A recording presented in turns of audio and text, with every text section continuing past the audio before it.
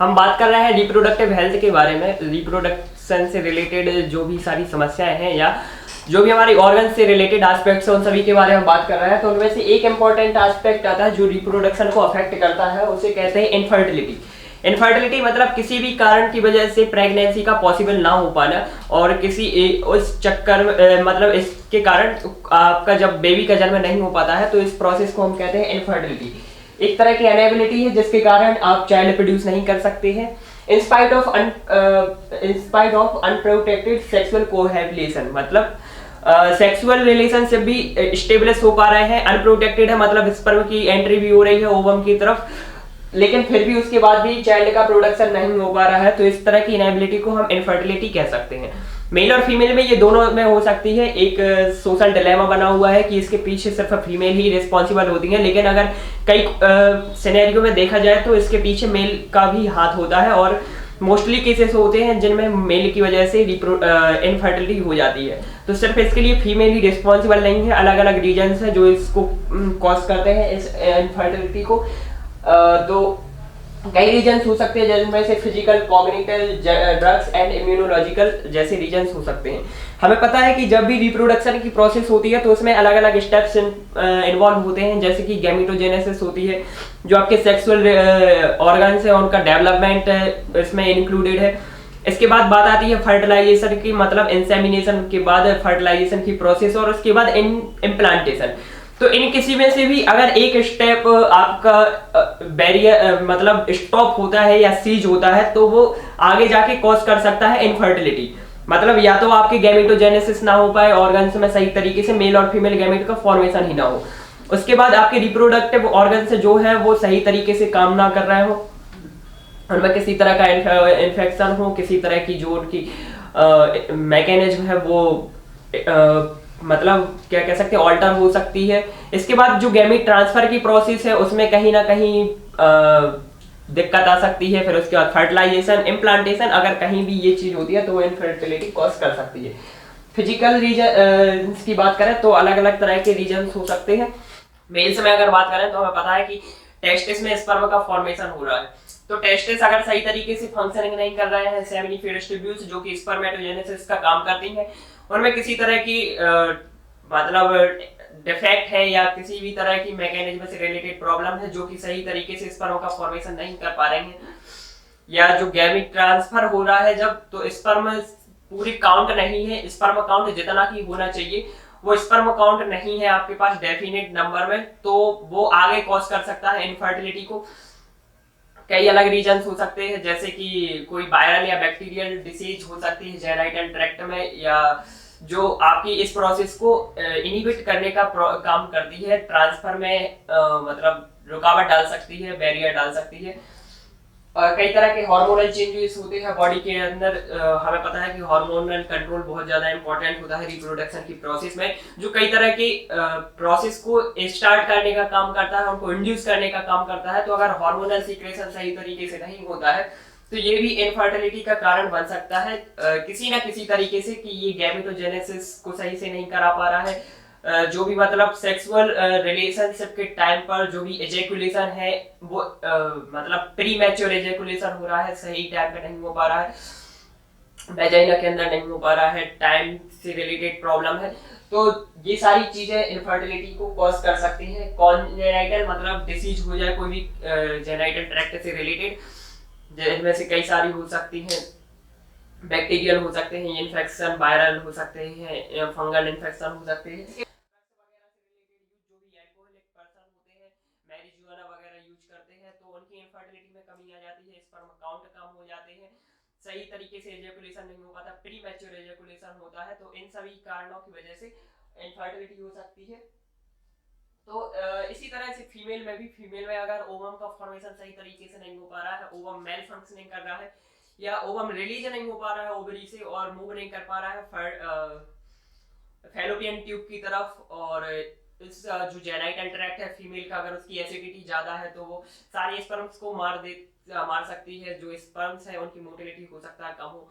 तो ये सारी चीजें हैं जिसकी वजह से इनफर्टिलिटी हो सकती है। और इसके बाद बात आती है फर्टिलाइजेशन की, तो फर्टिलाइजेशन में हमें पता है कई सारे केमिकल चेंजेस होते हैं, अगर उनमें से कोई भी केमिकल में बैलेंस बिगड़ता है तो ये फर्टिलाइजेशन को अनसक्सेस कर सकता है किसी न किसी तरीके से। और अनफर्टिलाइजेशन के बाद हमें पता है कि जाइगोट का फॉर्मेशन होता है। जाइगोट के बाद क्लीवेज होता है जो कि ब्लास्टोमियर्स बनाता है। अगर ये ब्लास्टोमियर्स आगे जाके इम्प्लांट नहीं हो पाते हैं यूटेरस से, हो सकता है कि जो यूटेरस की वॉल हो वो नैरो हो, जो भी वहां की कैविटी है वो इस तरह से मतलब अडेप्टेड नहीं है कि वो इम्प्लांटेशन को प्रॉपर आगे जाके एम्ब्रियो के फॉर्म में डेवलप कर सके। तो इस वजह से ये सारी की सारी चीजें कॉस्ट हो सकती हैं और ये आपके लिए दिख सकती हैं जो चाइल्ड को प्रोड्यूस करने की हमारी एबिलिटी है उसकी सीज होने के फॉर्म में। अगर इनफर्टिलिटी को हम कम करना चाहें, कि हम जानते हैं कि 21st सेंचुरी में रह रहे हैं, कई तरह के हमारे पास इन्वेंशंस है, साइंटिफिक इन्वेंशंस है, मेडिकल इन्वेंशंस है, तो उस मेथड से हम किस तरह से इनफर्टिलिटी को कम कर सकते हैं और किस तरह से आर्टिफिशियल मेथड्स के थ्रू हम चाइल्ड प्रोड्यूस कर सकते हैं उनके बारे में बात करते हैं। तो इनको एक शॉर्ट फॉर्म में हम कहते हैं आर्ट। आर्ट का फुल फॉर्म होता है असिस्टेड रिप्रोडक्टिव टेक्निक। असिस्टेड मतलब जब आप रिप्रोडक्शन में हेल्प कर रहे हो, असिस्ट कर रहे हो आप इसको बाहरी तरीके से। तो ऐसी सारी की सारी टेक्नोलॉजी जो रिप्रोडक्शन को असिस्ट करने का काम करती हैं, जो इनफर्टिलिटी को रिमूव करने का काम करती हैं, उसे हम कहते हैं art. Group of technology which help in reproduction in infertile couples. ऐसे कपल्स जो इनफर्टाइल हैं, जिनमें से कोई एक इनफर्टाइल है लेकिन उसका जो कॉन्सिक्वेंस है वो दोनों को देखना पड़ रहा है। तो इन चीजों को रिमूव करने के लिए हम जो टेक्नोलॉजी यूज करते हैं, जो भी मेथड्स यूज करते हैं, हम उनको कहते हैं आर्ट। कई तरह की टेक्नोलॉजीज हैं आज के सिनेरियो में, आज के टाइम पीरियड में, जिनमें से कुछ है जैसे कि IVF। आपने शायद इनमें से किसी के बारे में नाम सुना होगा, टीवी, रेडियो, मैगजीन, न्यूज़पेपर, किसी ना किसी मीडियम के थ्रू हो सकता है इनमें से किसी के बारे में आपने सुना हो।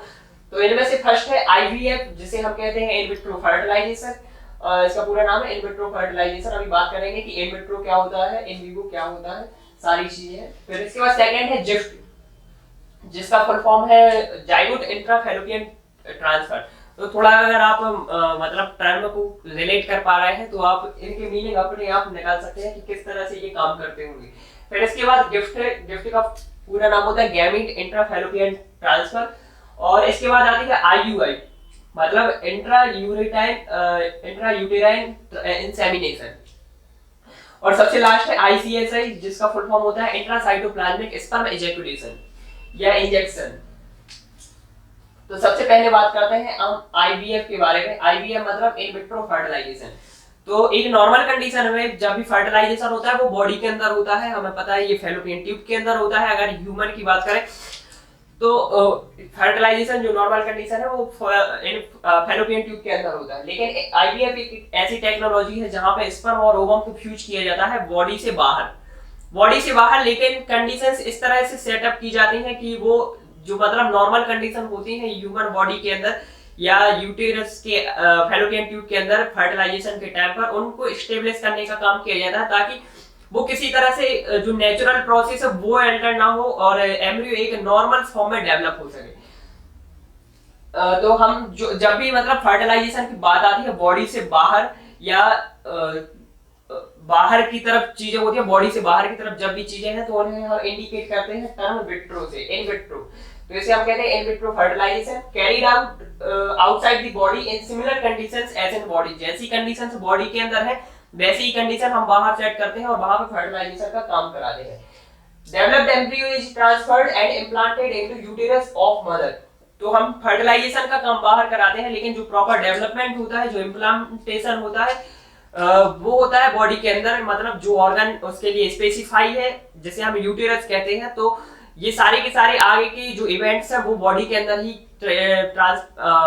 मतलब होते हैं। लेकिन जो बॉडी में हमें इससे एक चीज समझ में आ रही है कि फर्टिलाइजेशन हम बॉडी के बाहर करा रहे हैं, मतलब जो कपल है या जो फीमेल पार्टनर है उसमें इस चीज की अनेबिलिटी है कि वो फर्टिलाइजेशन को सही तरीके से अंजाम दे सके। मतलब फैलोपियन ट्यूब में सही तरीके से फर्टिलाइजेशन नहीं हो पा रहा है, या उसके बाद क्लीवेज जो कि 32 सेल स्टेज तक होता है, ब्लास्टोमियर्स बनाते हैं और ब्लास्टुला की प्रोसेस तक हम पहुंचते हैं, तो वो चीज सही से नहीं हो पा रही है फैलोपियन ट्यूब के अंदर, जो कि फीमेल रिप्रोडक्टिव पार्ट का एक हिस्सा होता है।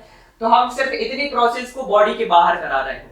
तो यहाँ आप डिफेक्ट समझ सकते हैं कि जो भी मतलब फीमेल रिप्रोडक्टिव ट्रैक्ट है उसमें फैलोपियन ट्यूब से कोई रिलेटेड दिक्कत होती है, जो आप उसे काउंटर करने के लिए फर्टिलाइजेशन बॉडी से बाहर की तरफ करा रहे हैं। सेम कंडीशंस जैसी बॉडी के अंदर होती है, जितनी एसिडिक कंडीशंस होती है, जितना पीएच होता है, जितनी मतलब मॉइस्चर होती है, सारी की सारी चीजें हम उसी हिसाब से सेट करते हैं।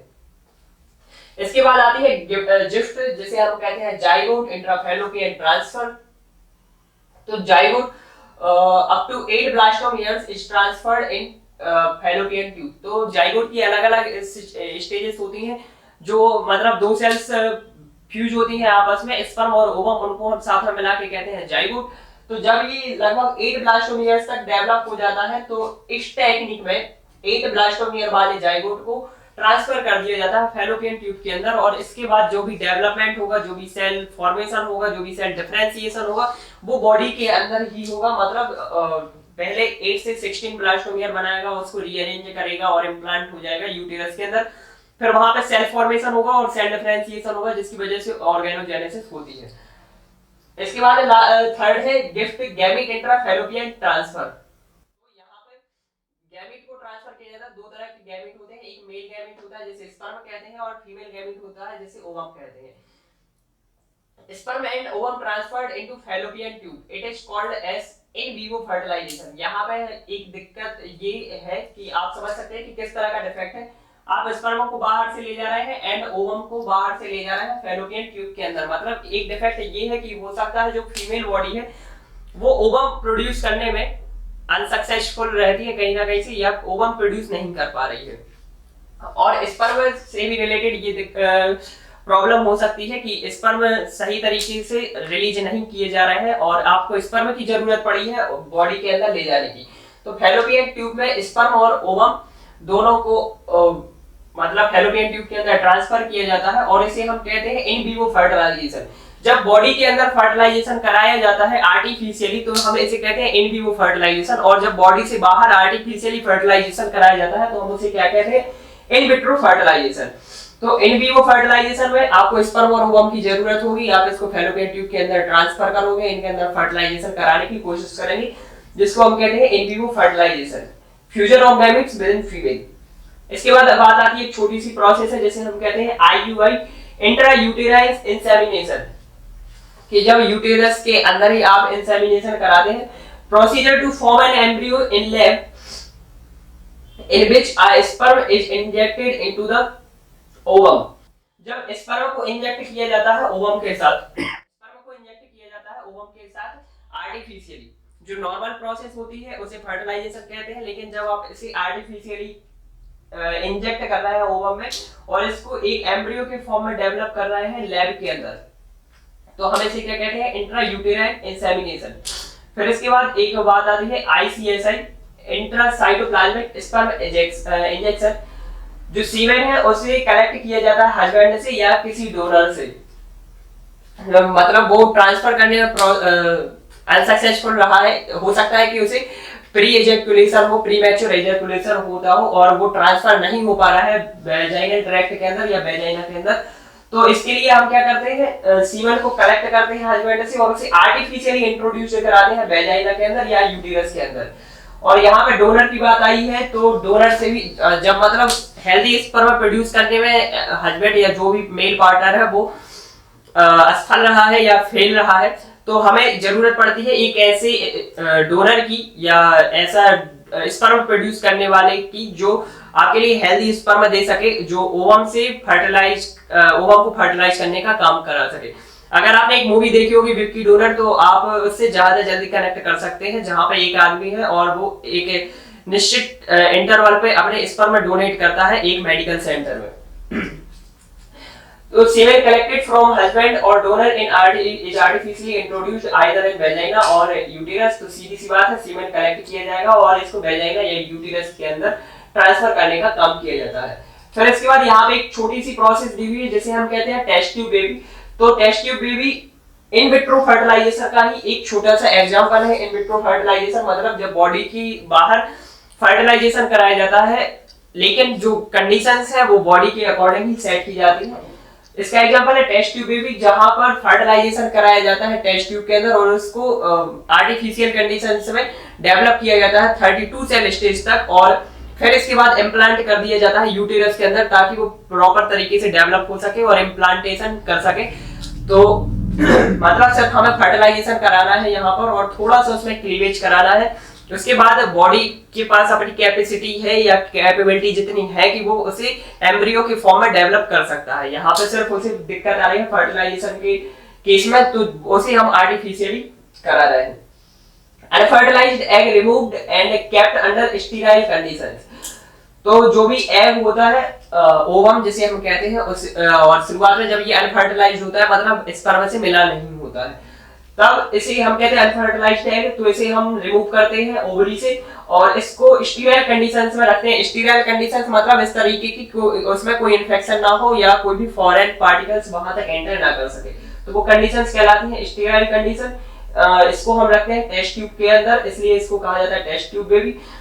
तो इसे फिर फ्यूज कराया जाता है हस्बैंड के स्पर्म के साथ बॉडी के बाहर या जो भी डोनर होता है वहां से स्पर्म कलेक्ट किया जाता है। Zygote is allowed to develop up to 32 cell stage in vitro.